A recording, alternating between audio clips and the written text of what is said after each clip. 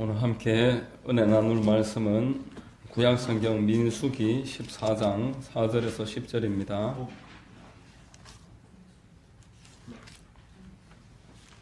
구약성경 민수기 14장 4절에서 10절 말씀입니다. 제가 봉독해 드리겠습니다. 이에 서로 말하되 우리가 한 지휘관을 세우고 애굽으로 돌아가자 하매 모세와 아론이 이스라엘 자손의 온 회중 앞에서 엎드린지라. 그 땅을 정탐한 자 중 눈의 아들 여호수아와 여분네의 아들 갈렙이 자기들의 옷을 찢고 이스라엘 자손의 온 회중에게 말하여 이르되 우리가 두루 다니며 정탐한 땅은 심히 아름다운 땅이라. 야훼께서 우리를 기뻐하시면 우리를 그 땅으로 인도하여 들이시고 그 땅을 우리에게 주시리라. 이는 과연 젖과 꿀이 흐르는 땅이니라. 다만 야훼를 거역하지는 말라. 또 그 땅 백성을 두려워하지 말라. 그들은 우리의 먹이라. 그들의 보호자는 그들에게서 떠났고 야훼는 우리와 함께 하시느니라. 그들을 두려워하지 말라 하나 온 회중이 그들을 돌로 치려 하는데 그때에 야훼의 영광이 회막에서 이스라엘 모든 자손에게 나타나시니라. 아멘. 할렐루야. 주일 오전 예배 나오신 여러분들 주님 이름으로 환영하고 축복합니다. 우리 옆에 있는 분들과 한번 인사하겠습니다. 참 잘 오셨습니다. 참 잘 오셨습니다. 만나서 반갑습니다. 저는 봉독해드린 민수기 14장 4절로 그 이하를 통해서 충성스러운 갈렙, 이와 같은 제목의 말씀 전하겠습니다. 성령께서 큰 은혜 더해 주실 줄로 믿습니다. 여러분, 충성 그러면은 어떤 사람이 떠오릅니까?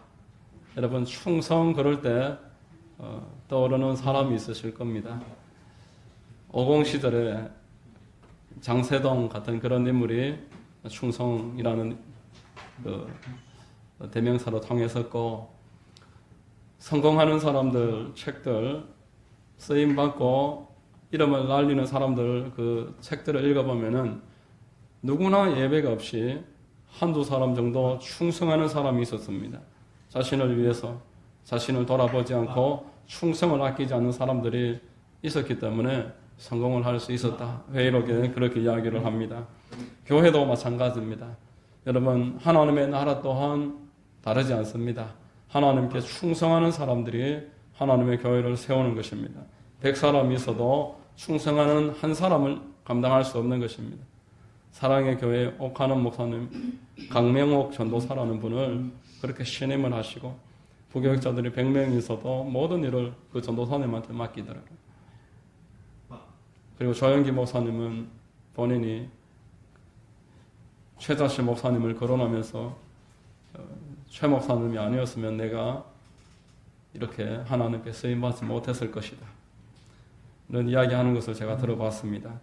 여러분, 그러나 세상에는 이렇게 충성된 사람들이 많이 드뭅니다. 제가 맨발의 전도자 최춘선 할아버지 그 동영상을 20여 년 전에 그게 처음 나왔을 때 그 동영상을 보고 참 감동을 받았습니다.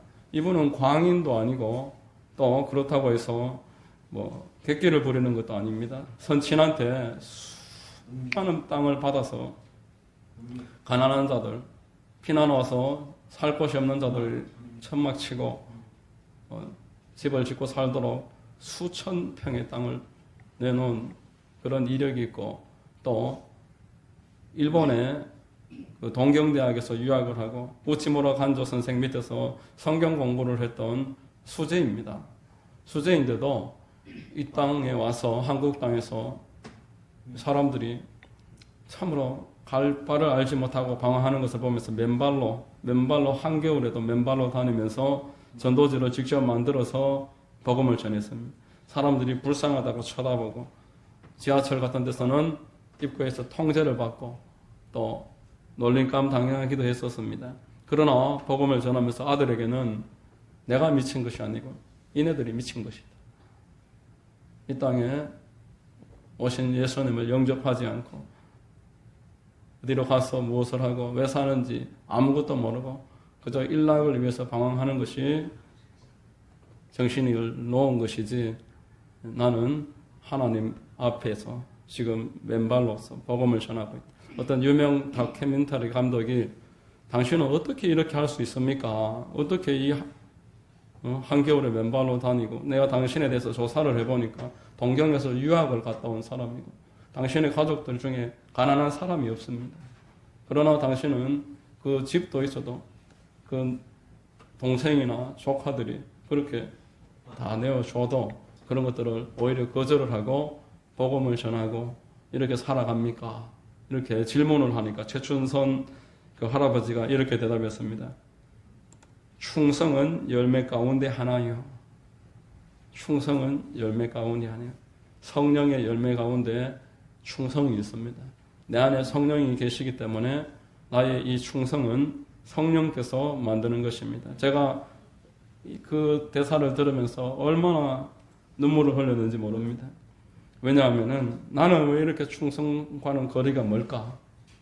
충성이 성령의 열매라면은 그분도 성령을 모시고 있고 나도 성령님을 모시고 살아가는데 왜 내 삶에는 이 충성이 참 드물까?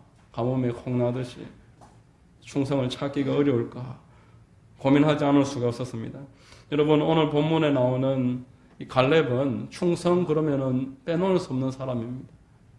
하나님의 나라에 충성스러운 사람을 뽑을 때 구약에서 여호수아와 더불어서 대표적인 사람입니다. 평범한 사람이 아니었습니다.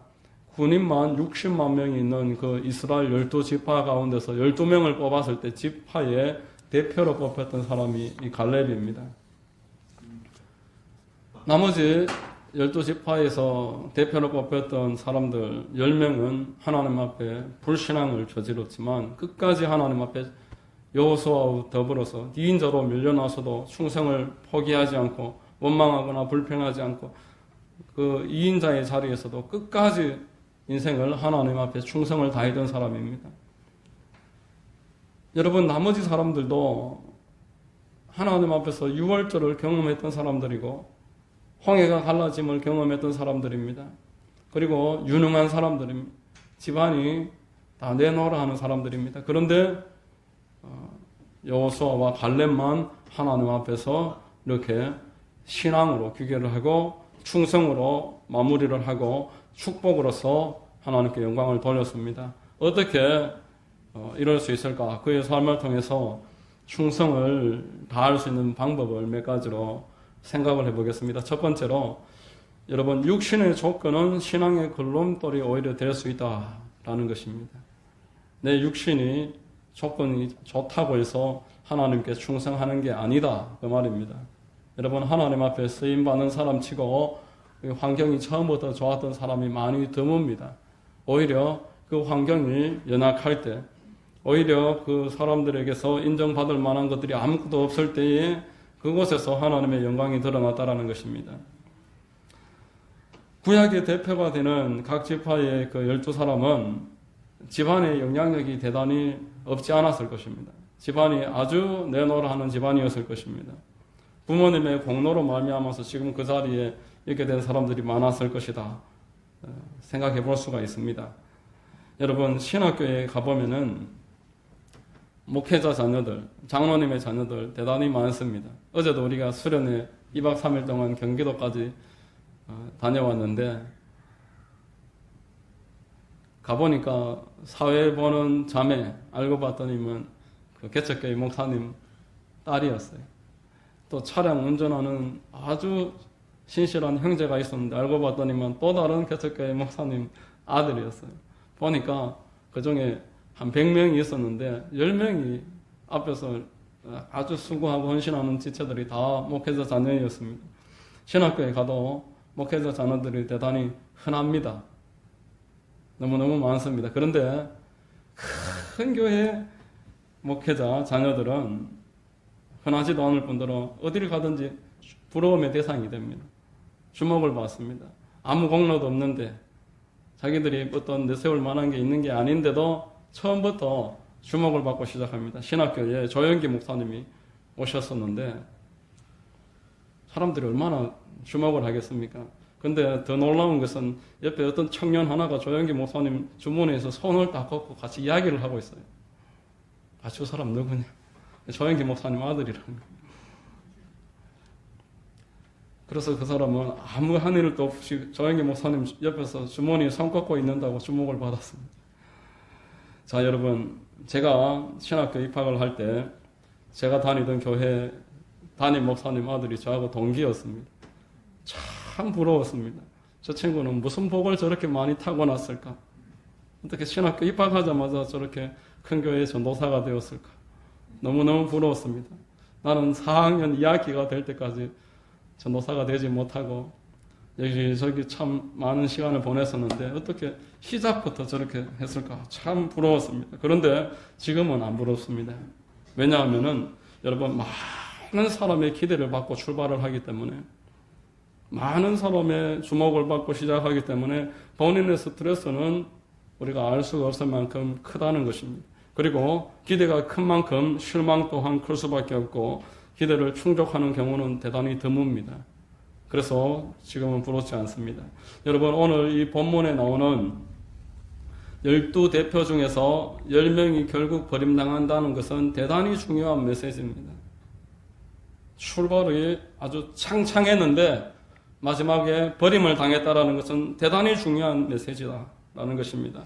하나님께서 쓰시는 조건은 배경에 있지 않다는 것입니다. 하나님이 그 사람에게 직접 주신 그 능력과 그 배경으로 말미암아 그 사람을 평가하는 것이 아니다는 것입니다. 오히려 그것이 내 것이라고 착각을 하고 그것으로 말미암아서 내가 마음으로 하나님 앞에 겸비함을 잃어버리면은 버림의 이유가 된다라는 것입니다. 성경은 여러분, 출발이 나빴던 힘들었던 형편의 사람들의 하나님께 충성하여 그리고 결말이 해피엔딩으로 끝나는 것들의 연속입니다. 야베스 여러분 이름 들어보셨죠? 그는 불행한 사람입니다. 그리고 기생 라합, 그리고 막달라 마리아, 귀신 들렸던 사람입니다. 이방 여인이었던 룻과 노예로 끌려가서 부모를 잃어버렸던 에스더, 또 형님들에게 팔려갔었던 요셉, 이런 사람들을 생각을 했을 때에 하나님 앞에 우리가 지금 형편이 좀 연약하다고 해서 조금도 낙심할 필요가 없다라는 것을 알 수가 있습니다. 여러분, 오히려 나의 지금 배경이 불리함은 축복입니다. 내가 환경이 좋아서 쓰임 받는다면은 그것은 복음이 아닙니다. 나의 이 형편이 어려움을 오히려 하나님 앞에서 기회로 볼 수 있는 눈이 주의 이름으로 열리시기를 축복합니다. 여러분, 우리 하나님 앞에서 나의 형편이 어려운 것들은 오히려 복이 된다라는 이 가치관을 가지고 내가 지금 힘들고 어려워도 이 가운데서 똑같이 버티고 서 있으면은 하나님이 더 나를 귀하게 보심을 알아야 되는 것입니다. 여러분, 그 헬스장에 가보면은 운동기계가 있습니다. 운동기계가 6kg, 9kg 이렇게 누르면은 대단히 빨리 다가옵니다. 그 자리에서 버티고 서 있는 것이 대단한 것입니다. 버티고 서 있으면은 나도 모르는 사이에 운동이 됩니다. 그러나 운동기계가 돌아가지 않고 가만히 편히 서 있는 사람은 부러움의 대상이었지만 아무 운동도 되지 않고 그곳에 서 있는 것은 자기 스스로가 생각할 때는 옆에 있는 사람보다 유리한 출발이라고 생각하지만 결코 유리한 출발이 될 수 없습니다.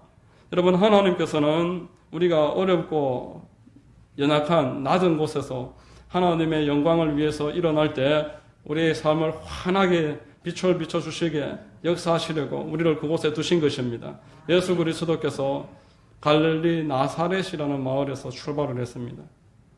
또 사사기에 기드온은 기생의 아들이었습니다. 흙 속의 진주가 오히려 영롱하게 빛을 발휘하는 법입니다. 어두운 곳의 등불은 결코 숨길 수가 없습니다. 내가 지금 불리한 형편에 있어도 성령님을 늘 인정하고 성령님과 동행하기를 멈추지 않으면은 성령께서는 우리의 삶을 통해서 영광 받으시고 당신의 풍성한 영광을 어김없이 발휘하실 줄로 믿으시기를 바랍니다. 하나님이 여러분들과 함께 하셔서 그 영광을 빛날 때에 감탄과 감격과 기쁨과 넘치는 은혜 가운데서 주께 영광 돌리게 될 줄로 믿습니다. 자, 두 번째로 여러분, 하나님은 숫자를 중요하게 보시지 않는다는 것입니다. 사람은 육신의 정욕과 안목의 정욕, 이생의 자랑, 이 숫자에 대단히 민감하게 생각을 합니다. 그러나 하나님은 사람의 외모를 나는 보지 않는다고 말씀하셨습니다. 너희가 숫자가 많은 것으로 내가 주목하지 않는다 이렇게 말씀하셨습니다. 사무엘상 16장 7절에 같이 한번 읽겠습니다. 야훼께서 사무엘에게 이르시되 그의 용모와 키를 보지 말라. 내가 이미 그를 버려노라. 내가 보는 것은 사람과 같지 아니하니 사람은 외모를 보거니와 나 야훼는 중심을 보시니라. 아멘. 사람의 소리에 민감하고 다른 사람들이 가는 곳에 주목을 하고 따라가게 되면은 오히려 하나님의 길에서 이탈할 수가 있습니다. 2013년도 영국 마라톤에 5,000명이 실격하는 아주 초유의 사건이 있었습니다. 그 다음날 스포츠 신문의 일면의 제목이 너만 믿고 달렸는데 라는 제목이었습니다. 마라톤을 달리는데 1등은 제대로 갔어요. 2등과 1등의 차이가 많이 길었는데 2등이 격길로 빠져버렸습니다. 실제로 격길로 빠졌는데 뒤에서 3등이 이제 1등을 못 보니까 2등만 보고 뛰다 보니까 다 따라가기 시작하는 거예요. 한 명 따라가고 또 뒤에 사람 또 따라가고 실제로 5,000명이 가서 다 이탈하고 다 실격되고 말았다는 것입니다. 많은 사람이 간다고 해서 내가 따라가면은 그 결말이 보장될 것이다. 우리가 그렇게 생각할 수 있는데 그렇지 않습니다. 아프리카 탐험대의 이야기를 들어본 적이 있는데 이제 그 영양이나 들소들이 달리다 보면은 낭떠러지를 만나게 되는데 이 낭떠러지에서 이제 급정거를 하지만 뒤에 오는 짐승들이 계속 따라오다 보니까 계속 뒤에서 밀어서 결국에는 수천 마리가 한 번에 다 낭떠러지로 떨어져서 몰사당하는 일들이 가끔 있다는 것입니다. 여러분, 하나님의 기준은 결국 많은 사람들이 가는 길이 아니라 세상 사람들이 가는 것이 하나님의 뜻이 아니라 하나님을 중심에 모시고 하나님 앞에 충성하는 그 한 사람을 통해서 주의 일이 이루어지는 줄로 믿습니다. 여러분, 오늘 본문에 9절 말씀해 보십시오. 9절 말씀에 하나님이 충성된 사람을 찾고 계십니다. 9절 같이 한번 읽겠습니다. 다만 야훼를 거역하지는 말라. 또 그 땅 백성을 두려워하지 말라. 그들은 우리의 먹이라. 그들의 보호자는 그들에게서 떠났고 야훼는 우리와 함께 하시느니라. 그들을 두려워하지 말라. 이래 말씀하셨습니다. 갈렙과 여호수아가 하나님 앞에서 10명의 정탐꾼들의 이야기를 반박을 하는 것입니다. 나머지 사람들이 다 10명의 그 정탐꾼을 따를 때에도 이 두 사람은 하나님 앞에서 충성을 다했습니다. 이 충성에 다했던 내용에 대해서 나중에 갈렙이 이렇게 표현을 합니다. 여호수아서 14장 9절에 그날에 모세가 맹세하여 이르되 내가 내 하나님 야훼께 충성하였은즉 내 발로 밟는 땅은 영원히 너와 내 자손의 기업이 되리라 하였나이다. 45년이 지나서 여호수아와 갈렙이 다시 만나서 이야기를 합니다. 그날에 내가 주님 앞에 엎드려서 10명의 정탐꾼 앞에서 하나님을 올바르게 충성으로 따랐을 그때에 모세는 우리에게 이렇게 말했습니다. 네가 내 하나님 야훼께 충성하였은즉 네 발로 밟는 땅은 영원히 너와 내 자손의 기업이 되리라. 여호수아와 갈렙의 이날 많은 무리 앞에서 하나님 앞에 엎드렸던 일을 충성으로 해석을 하고 있었다라는 것입니다. 여러분, 하나님은 충성하는 사람을 찾고 계십니다. 하나님은 충성하는 한 사람을 선택하셔서 하나님의 나라와 영광을 위해서 그들을 붙잡으시고 그를 높이시고 그를 통해서 영광 받으십니다. 사무엘상 17장 45절에서 47절. 자, 우리 같이 한번 읽겠습니다. 시작.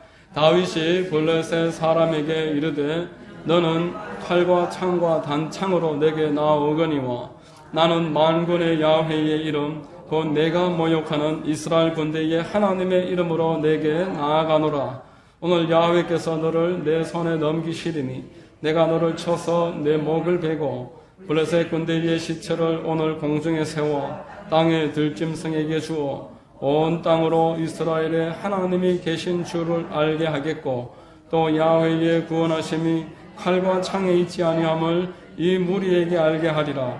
전쟁은 야훼께 속한 것인즉 그가 너희를 우리 손에 넘기시리라. 아멘. 어린 소년이었던 다윗이 골리앗 앞에 떨고 있는 이스라엘 백성들 앞에서 내가 나서겠습니다. 저 사람들이 저렇게 크고 많고 군대로 우리를 에워싸고 있지만 나는 하나님과 지금 함께 있습니다. 하나님이 지금 나를 두르고 계십니다. 하나님이 나를 두르시고 앞뒤로 나를 감싸시고 나를 친히 안수하고 계십니다. 시편 139편 5절에 다윗의 이 고백이 실제로 이날 다윗을 적진으로 달려가게 했고 골리앗 앞에서 주눅들지 않게 지켜주었던 것입니다. 여러분, 승리의 비결이 무엇입니까? 승리의 비결은 하나님이 얼마나 크게 보이는가, 지금 내 마음속에 하나님이 얼마나 크신가에 승리의 비결이 있는 줄로 믿습니다. 여러분, 내가 하나님을 크게 여기는 만큼 우리는 하나님 앞에 충성을 다할 수 있습니다. 하나님이 내 삶에서 크신 만큼 나는 세상을 이기게 되는 것입니다. 요한일서 4장 4절에 자녀들아 너희는 하나님께 속하였고 또 그들을 이기었나니 이는 너희 안에 계시니가 세상에 있는 자보다 크심이니라 이렇게 말했습니다. 세상이 아무리 크고 강해 보여도 하나님이 더 크시기 때문에 세상 사람들이 아무리 많아도 천천만만히 둘러싸고 있어도 아무런 문제가 되지 않습니다. 하나님이 더 크시기 때문에 아무리 사람이 지혜로워도 하나님이 더 지혜로우시고 사람이 아무리 강해도 하나님이 더 강하십니다. 고린도전서 1장 25절에 하나님의 어리석음이 사람보다 지혜롭고 하나님의 약하심이 사람보다 강하니라 이렇게 말씀을 했습니다. 여러분, 우리 구주 예수 그리스도 또한 세상이 아무리 강해도 늘 하나님 앞에서 하나님이 더 크심을 바라보았기 때문에 십자가를 감당할 수 있었습니다.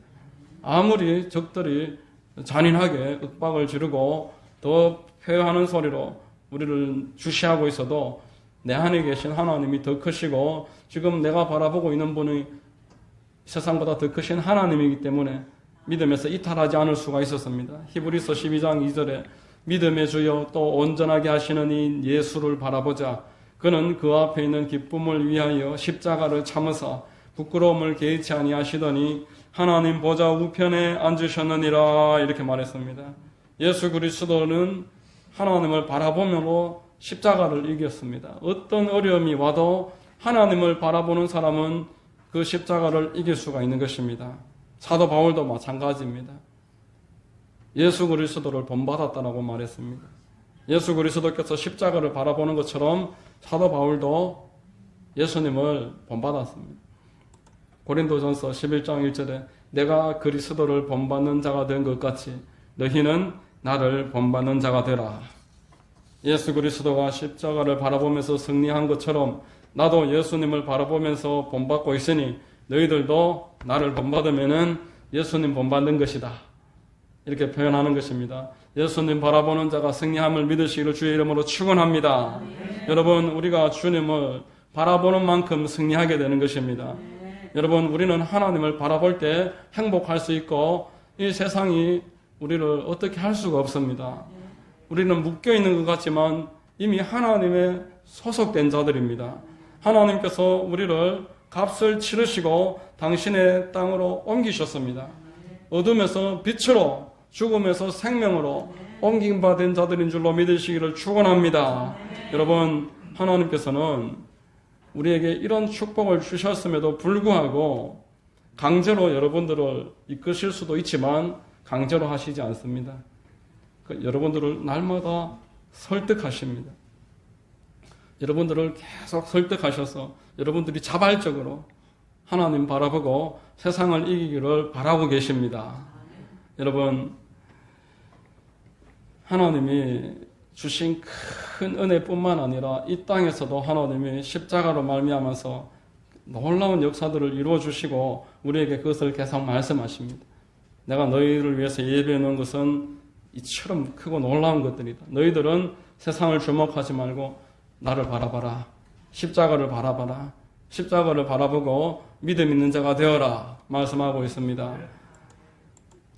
갈라디아서 3장 13절 14절에 그리스도께서 우리를 위하여 저주를 받은 바 되사 율법의 저주에서 우리를 속량하셨으니 기록된 바 나무에 달린 자마다 저주 아래 있는 자라 하였음이라. 이는 그리스도 예수 안에서 아브라함의 복이 이방인에게 미치게 하고 또 우리로 하여금 믿음으로 말미암아 성령의 약속을 받게 하려 함이라 말씀하고 있습니다. 우리의 저주를 제거했다라는 것입니다. 내 주변에 어려운 일이 있어도 십자가를 바라보면서 저주가 제거될 것을 바라보고 그것을 구하고 예수 십자가를 계속 주장하면서 어둠을 물리치고 이 세상을 이길 수 있다라고 말씀하고 있습니다.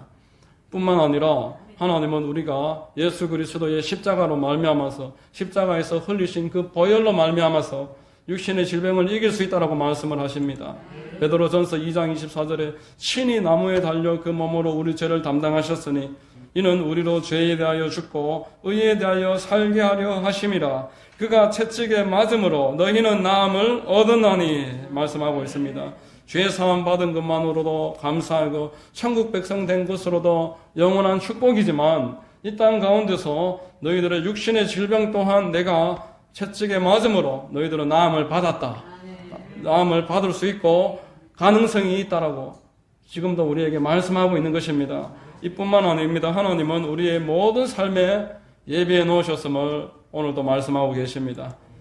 고린도전서 2장 9절에 기록된 바 하나님이 자기를 사랑하는 자들을 위하여 예비하신 모든 것은 눈으로 보지 못하고 귀로 듣지 못하고 사람의 마음으로 생각하지도 못하였다 함과 같으니라.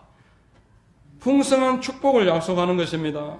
하나님이 당신을 사랑하는 자들을 위하여 예비해 놓으신 모든 것은 인간의 생각을 넘어선다 말씀을 하고 있는 것입니다.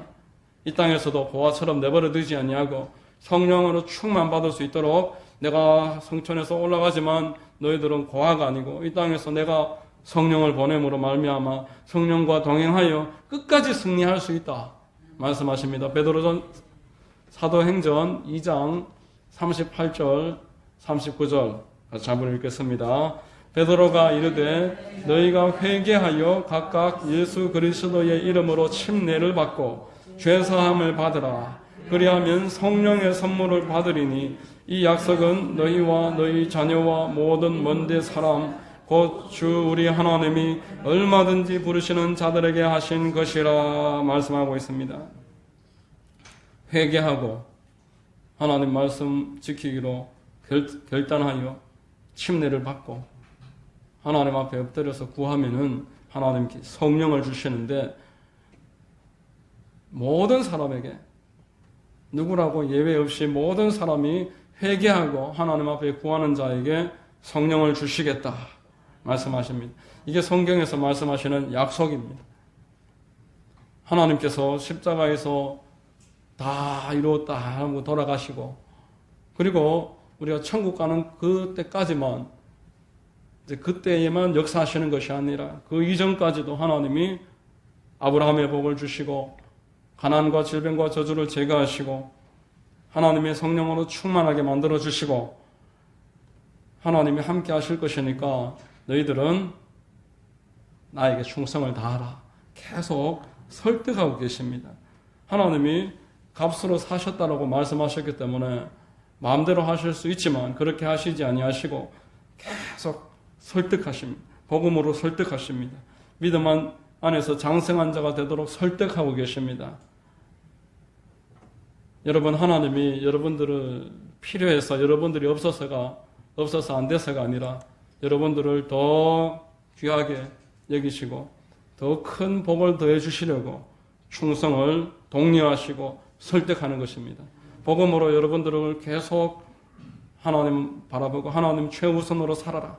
계속 강요하시고 계속 마음으로 고면하시는 것은 여러분들을 축복하시고 여러분들의 생애를 복되게 만들어 주시고 여러분들의 영과 혼과 육이 하나님 앞에서 깨끗해지고 거룩해지고 여러분들의 자녀들이 예수 안에서 은혜와 복을 누리게 하시려고 충성된 자가 되라 말씀하시는 것입니다. 여러분 하나님은 충성된 사람과 일하십니다. 하나님은 당신께 충성된 사람을 찾으셔서 그를 축복하시고 그와 함께 일하셨습니다. 다니엘이 그랬고 느헤미야가 그랬고 에스더가 그랬습니다. 오늘 방금 언급했었던 여호수아와 갈렙과 다윗이 그랬습니다. 그리고 신약시대의 사도들이 그랬습니다. 하나님은 그들을 끝까지 포기하지 아니하시고 성령을 부어주시고 하나님 앞에 충성을 다해라. 그리하면 내가 너희들의 삶을 복되게 만들리라. 신약성경에 브루스길라와 아굴라 그 부부에게 하나님이 성령을 부으시고 충성을 다하게끔 만들어 주셨습니다. 이 땅에서도 하나님이 100배의 은혜와 복을 약속하시면서 나와 복음을 위해서 헌신하고 충성을 다해라 독려하셨습니다. 여러분, 우리가 충성을 다하기를 원하지만 생각처럼 쉽지 않지요.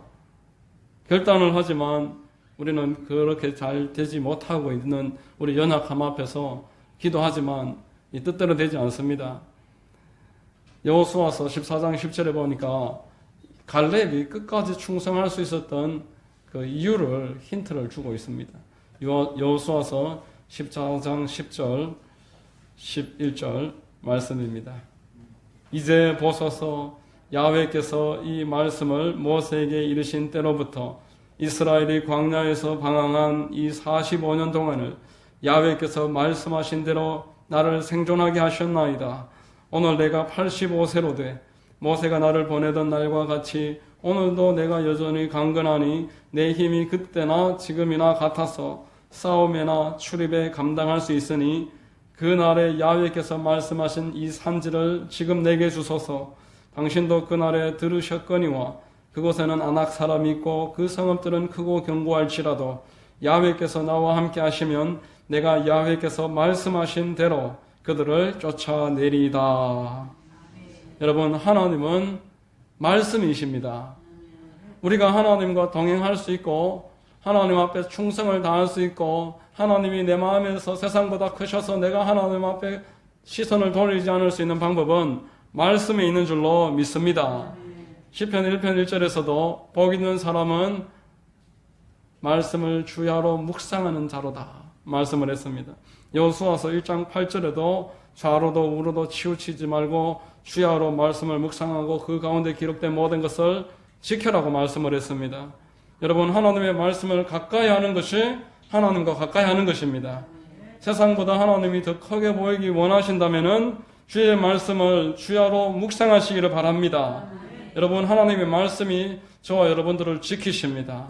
내 결심으로 안 되는 일들, 하나님께 충성 다하기를 원하지만 늘 실패하는 나의 연약함, 우리는 그럴 수밖에 없습니다. 그래서 하나님이 우리에게 말씀을 주신 것입니다. 에베소 교회를 두고 예루살렘으로 가야 되는 바울이 에베소 교회 장로들과 함께 엎드려서 이렇게 기도했습니다. 지금 내가 여러분을 주와 및 그 은혜의 말씀에 부탁하노니 그 말씀이 여러분을 능히 든든히 세우사 거룩하게 하심을 입은 모든 자 가운데 기업이 있게 하시리라 말씀했습니다. 여러분, 장로님들 중에서 가장 재력이 있고 사회적으로 평판이 좋은 사람에게 이 교회를 맡깁니다. 여러분 중에 가장 교회를 오래 다니신 분에게 이 교회를 의탁합니다. 그렇게 이야기하지 아니하고 내가 은혜의 말씀에 여러분들을 부탁합니다. 그 말씀이 여러분들을 능히 든든히 세우실 것입니다. 여러분, 하나님의 말씀을 주야로 읽고 묵상하는 자에게 하나님이 이런 약속을 하셨습니다. 하나님의 말씀을 입술로 선포를 하는 것이 제일 먼저 누가 듣느냐? 내가 듣는 것입니다. 사도 바울이 다메섹 산에서 예수님을 만나고 3층 천에도 다녀오고 그렇게 하나님 앞에 이적을 체험한 사람입니다. 그러나 로마서 10장 17절에 믿음은 들음에서 나며 라고 말했습니다. 믿음은 말씀을 들을 때 나는 것입니다. 하나님의 말씀을 계속 읊조리면은 이 말씀의 능력이 그 영과 혼과 육을 이끌어 가시는 것입니다. 나의 단단하고 굳어있는 마음, 아무리 결단하고 결심하고 몸부림쳐도 이루어지지 않는 연약함을 하나님의 말씀은 얼마든지 세워나가실 수 있는 것입니다. 여러분, 하나님의 말씀을 주야로 읽고 묵상하시기 바랍니다. 여러 말씀을 묵상하려고 하지 마시고 한 주에 한 절만 묵상하십시오. 시편 18편 1절에 나의 힘이신 야훼여 내가 주를 사랑하나이다. 이런 말씀 한 주 내도록 묵상하시기 바랍니다. 제가 오늘 우리 교회 밴드에다가 시편 139편 5절 올려놨습니다. 저도 아직 못 외웠습니다. 한 50번 읽었는데 아직 지금 막상 여러분들 앞에서 외워보려고 하니까 안 외워집니다. 시편 139편 5절에 주께서 나의 앞뒤를 둘러싸시고 내게 안수하셨나이다. 여러분 이런 말씀을 계속 읊조리다 보면은 주께서 나의 앞뒤를 둘러싸시고 내게 안수하셨나이다. 이것이 실제가 됩니다. 내 마음에 두려움이 사라집니다. 염려, 근심, 걱정, 두려움과 불면증과 우울증과 슬픔과 괴로움으로 마음이 답답하신 분들은 하나님의 말씀을 주야로 묵상하시기 바랍니다. 막 100구절, 200구절을 책 갖고 다니면서 외우려고 하지 마십시오. 그런 일들은 실패하기 딱 좋습니다. 그러나 한 주에 한 구절, 하나님의 말씀을 한 주에 한 구절을 교회가 같이 암송을 하면은 우리가 포기하다가도 또 그 다음 주에 또 한 구절 다시 시작하면 됩니다. 제가 지난주 주일 오후에 하나님의 말씀을 묵상하라고 그렇게까지 이야기했는데 묵상하시고 암송하신 분 계십니까? 한 주 동안 아무리 제가 그렇게 이야기를 해도 여러분들이 안 하면 아무 소용이 없습니다. 그러나 한 절을 계속 묵상하시면은 그 다음 주가 되면은 이제 잊어버릴래야 잊어버릴 수도 없습니다. 그래서 또 하나 더 새로운 것을 암송하고 그렇게 하면은 나중 되면은 100구절, 200구절도 얼마든지 우리의 심령에 새길 수가 있고 그 말씀이 내 삶을 디자인하는 것을 체험하게 됩니다. 어느 순간 내가 내 마음에 염려가 없구나. 내 삶에 물질로 인해서 고통당하는 일들이 사라졌구나. 나의 그 두려움과 불안함이 사라졌구나. 현대인의 불치병이라고 하는 그 불안함. 마음을 어떻게 할 수가 없는데 불안하다는 거예요. 외롭고 공허하다는 것입니다. 우울증을 이야기하고 공황장애를 이야기하고 조울증을 이야기하고 예수는 믿는 사람들도 불안하다고 외롭다고. 여러분 하나님의 말씀을 암송하실 때에 하나님이 세상보다 커지는 것입니다. 할렐루야. 하나님이 세상보다 커지고 나보다 더 커지고 나를 괴롭게 했던 그 골리앗보다도 하나님이 더 커 보이게 되는 것입니다. 이때 외로움도 불안함도 모든 염려, 근심, 걱정, 두려움도 사라지게 되고 내 마음에 하나님의 큰 평안이 임하게 될 줄로 믿습니다. 여러분 하나님을 마음에 모시는 방법이 말씀을 묵상하는 것, 암송하는 겁니다. 그리고 하나님의 말씀을 그 내용 그대로 전하시면 돼요. 사람을 되게 설득하려고 하지 마시고 그 암송했던 말씀으로 전하는 것입니다. 나의 힘이신 야훼여 내가 주를 사랑하나이다. 하나님이 나의 힘이 되었습니다. 이야기해 줄 수 있고 하나님의 말씀을 그 자리에서 선포해 줄 때 하나님이 내가 사랑함으로 말미암아서 어려움을 이겨냈습니다. 그렇게 간증도 할 수 있고 전도도 할 수가 있는 것입니다. 하나님의 말씀을 늘 사모하시고 갈렙과 여호수아처럼 어떤 적들이 앞에 있어도 주눅들지 마시고 늘 세상 가운데서 하나님이 더 커 보이는 그런 은혜를 누리면서 2024년도를 승리하시기를 바랍니다. 여러분 모두에게 이런 큰 은혜가 있으시기를 주의 이름으로 축원합니다. 기도하겠습니다. 아버지 하나님 감사합니다. 말씀을 통해서 갈렙이 승리할 수 있었고 하나님 앞에 끝까지 충성을 다할 수 있었고 마지막 인생의 마지막 시간이 와도 뒤로 물러서지 않고 영육이 강건하여 하나님 앞에 참으로 인생이 복되었다라고 간증할 수 있었던 비결이 말씀에 있었음을 깨닫습니다. 사랑하는 성도님들 말씀을 가까이 하게 하시고 말씀 위에 서서 모든 문제를 이겨낼 수 있도록 도와주시옵소서. 2024년도에는 한 주 한 주 말씀을 한 구절 한 구절 묵상함으로 말미암아 말씀이 심령에 쌓이게 하시고 말씀으로 능히 든든히 세워지는 복된 우리 성도들과 가정과 교회가 되게 하여 주옵소서. 예수 그리스도의 이름 받들어 감사하고 기도드립니다. 아멘.